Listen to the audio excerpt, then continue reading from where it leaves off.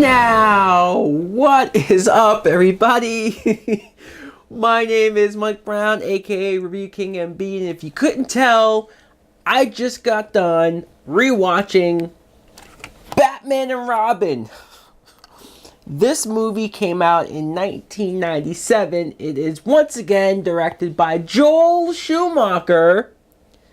And the plot is, we see at the very beginning, Mr. Freeze has arrived in Gotham and he's terrorizing the city, freezing people and stealing diamonds and whatnot.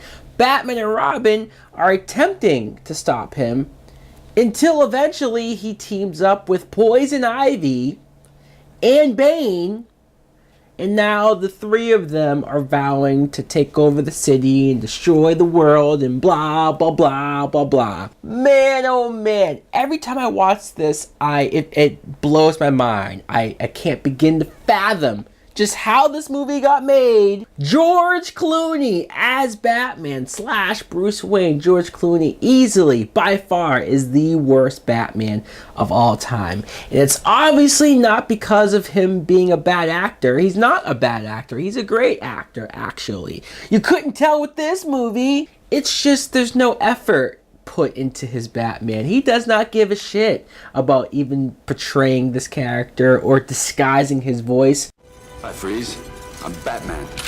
Holy crap! As Bruce Wayne, like, he's not terrible, but that's just because he, once again, is playing himself. I have to talk about Chris O'Donnell. Chris O'Donnell as Dick Grayson / Robin.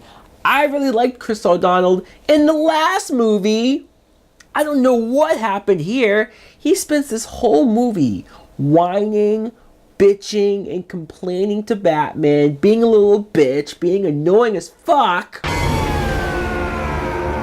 You could say that some parts of it's because he's poisoned by Poison Ivy's love potion and he's being driven to be an asshole to Batman, and that's what's making them argue. There's some truth to that. But at the very beginning, what's the first line that he says? Oh, why don't I get a car? Chicks dig the car. I know it's supposed to be a joke, but it's not funny. There's points before they ever meet Poison Ivy where he's just like, oh, why don't you trust me to do this? Why don't you... It's like, shut the hell up, Robin. She wants to kill you, Dick. That brings us to the main event. The man that everybody really thinks of when you think of Batman and Robin, when you think about this movie and all things bad about it, Arnold Schwarzenegger as Mr. Freeze. You lie! This performance is so legendary, so infamous for all of the wrong reasons. There's so many puns, there's so many one-liners. All of them are terrible. All of them are just cringeworthy. All of them suck. But there was a time where I would just be ranting and raving, yelling at the top of my lungs over how much Arnold Schwarzenegger's Mr. Freeze sucks. But because of this movie, and the fact that it was made, and the fact that it just bombed as hard as it did, and people hated it, we were eventually able to get the Dark Knight trilogy. So you almost have to embrace it on that level. And so many years later, you can watch this movie and kind of laugh at it, and kind of just have a blast watching the explosive debacle, the trash that's on screen. Louder, come on, sing, come on. Yes, come on, louder. We still have yet to have had another live action, more serious portrayal, more accurate portrayal of Mr. Freeze in a live action movie. Sure, they bring in Nora Freeze, his wife, being sick, McGregor syndrome, and he's trying to save her, find a cure. That's all from the animated series. That's what I love about the character.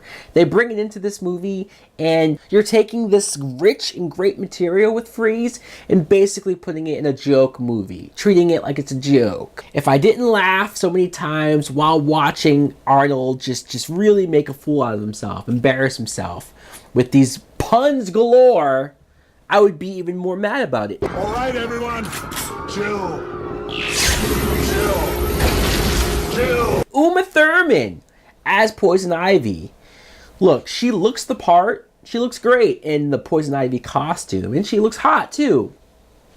But her origin story, the backstory of her and John Glover turning her and throwing her into the plant, and it's stupid. It's stupid. It's stupid. She's clearly, this movie in every sense of the word is following beat by beat every step that Batman Forever did. We get her origin just because that's what we got with Nigma. She goes off and teams with Mr. Freeze because that's what he did with Two-Face. Gotta go! So many people to kill, so little time. And at least we know from other movies that she's a good actress. But if you watch this, you could not tell. She's so overacting. She's so over the top. She's so just, wow. Curses! Bane! Her bodyguard in this movie is Bane. Speaking of origins, we get Bane's origin. A crappy origin and not his real origin, but I remember being a kid. Even when I was a kid and I saw this in theaters, I knew that this movie sucked. I knew that this just wasn't right. I knew that something was wrong. But I did remember thinking, well, at least Bane looks like Bane. Like the comic book version of Bane, it looked like him.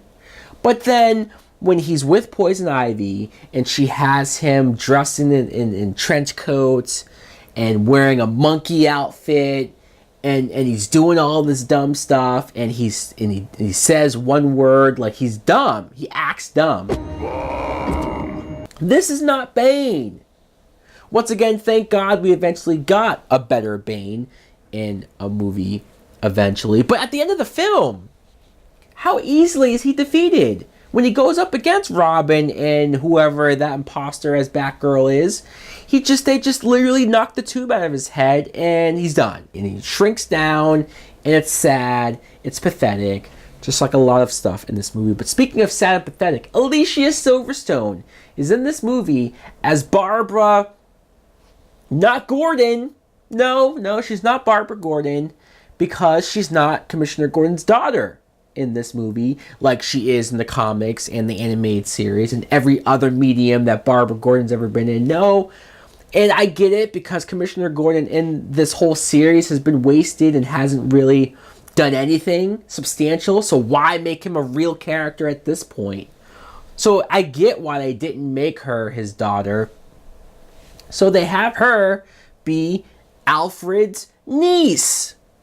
And she literally shows up straight from England, but it's Alicia Silverstone. So there's no British accent. There's nothing whatsoever to make you think that she grew up in England or comes from England. It's ridiculous. And she's a terrible actress. I'm sorry. Alicia Silverstone, I know she was in Clueless. I know people like her from that. But name another movie where she was good. Because this is like the only other movie that I've seen her in. And she's terrible. Suit me up, Uncle Alfred. There's no range. There's no even tone shift in her voice. It's just straight like nothingness.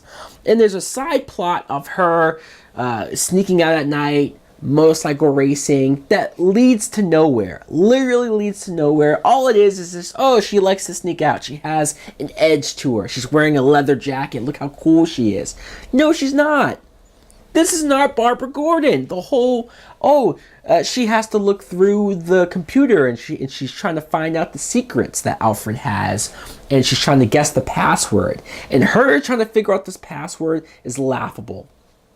I know I talked about how bad a lot of aspects of this movie is. I know I talked about just how crappy the dialogue and the puns and all that stuff is, but at least, once again, I can laugh at some of it. All of the Barbara stuff here is just straight garbage. There's nothing funny about it. There's nothing even accidentally funny. It's just terrible. It's terrible. It's terrible. When she figures out the password, Peg, and finds the Batcave, it's one of those issues where, once again, this is the only Barbara Gordon Batgirl version that I've had in a live-action movie ever. It's the only representation I've had of this character, and I love Barbara Gordon. She's one of my favorite characters from the comics, and this sucks. This hurts watching what they did to this character and what she did to this character when she's wearing the outfit and she fights Poison Ivy in a pathetic fight, absolutely pathetic fight. And then she's wearing the mask for like 2 seconds and then rips it off. Even like she looks cool for a second wearing the mask. And And then she takes it off. Why? She takes it off to reveal another mask that just covers her eyes. Yeah, great disguise. You're about to become compost. Michael Gough as Alfred. Look, I've had my complaints about this Alfred for some of the decisions he's made, but acting-wise, he's great. This actor, I really enjoyed him as Alfred. I grew up to him as Alfred, and he's been in each and every single one of these movies, for better or for worse. He's been there. And this is the first movie, really, that's tried to do something with Alfred as far as giving him a story, giving him something to do. He's sick. He's dying. And his scenes are really the only scenes that's kind of sort of serious or is trying to be serious. And you get moments of him and Bruce Wayne where Bruce Wayne's reflecting and having flashbacks of not his parents. He's actually thinking about Alfred raising him and the moments they've had. So it's kind of nice in those senses. And this Alfred is so sick and so old that there's really no other ending this movie should have had but to kill him. It makes sense logically. They try to have it. Oh, he just so happens to have the same disease that Mr. Freeze's wife has. So they have the cure. And at the end of the movie, he's A-okay. So it's like, great. We went through this whole Alfred dying plot for no reason. And let's be honest, the guy at this point was old as hell. So to see him supposedly healthy and up and about, it's like, dude, you're going to die anyways. Elle Macpherson plays Bruce Wayne's girlfriend. I don't know what happened to Chase Meridian. I don't blame Nicole Kidman for not coming back, but it's like she's not even playing that character. It's just another random woman because Bruce Wayne has to date somebody, I guess. And she's terrible. She's not an actress. She's a model. I know, but she's terrible. Bat skates. You get the infamous Bat credit card. Or the Bat nipples. And the Bat ass.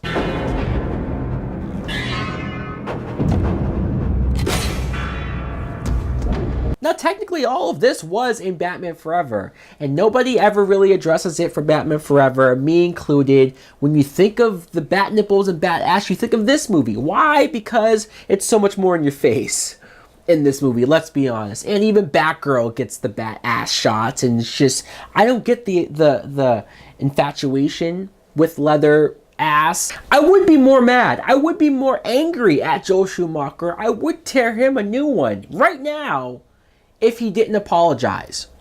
But he did apologize. In fact, on this DVD, he apologizes. If I disappointed them in any way, then I really want to apologize, because it wasn't my intention.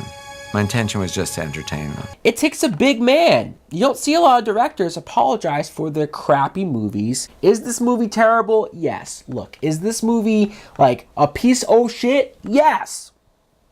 But is this a film that in some ways, yeah, it still pisses me off, some aspects of it, but you can go back, you can rewatch this movie, and it's almost fascinating. It's almost just, you're glued to the TV over the stupidity, over Hollywood making some of the dumbest decisions to put into one of their supposed blockbusters.